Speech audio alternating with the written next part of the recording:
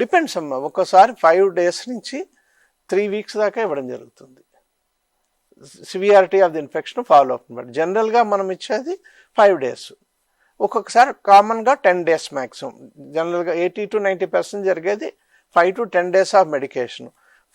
Very few people, అంటే 10 మందిలో ఒకళ్ళు ఇద్దరు ఎక్స్టెండెడ్ మెడికేషన్కి వెళ్తారంటే ఒక 15-20 days దాకా కూడా అవసరమైతే కొన్ని సందర్భాల్లో యాంటీబయాటిక్స్ ఇవ్వడం జరుగుతుంది.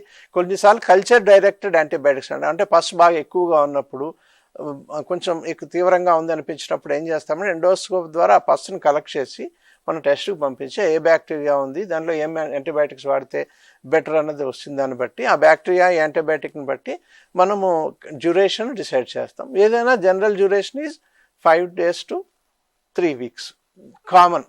మ్యాక్సిమం 3 weeks కూడా చాలా తక్కువ ఉంటుంది. 95% 5 to 10 days కోర్సులో చాలామంది రెస్పాండ్ అవుతారు. అయితే నార్మల్ జలుబైనా సరే, ఇన్ఫెక్షన్ అయినా, లేదంటే అలర్జీ ఏదైనా సరే ఒక 2-3 రోజులు చూసి ఆ తర్వాత మంచి ఏంటి స్పెషలిస్ట్ దగ్గరికి వెళ్ళి మంచి ట్రీట్మెంట్ తీసుకోవడం అనేది చాలా better.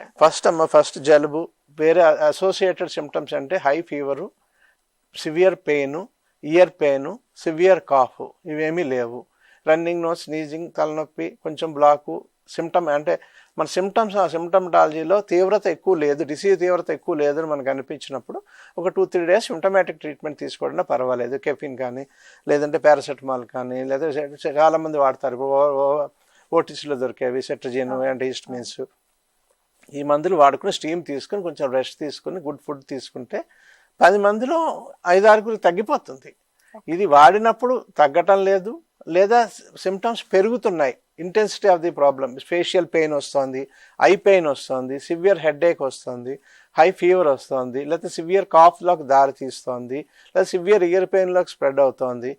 Then better to see a good decent ENT surgeon and get treatment done and follow it up.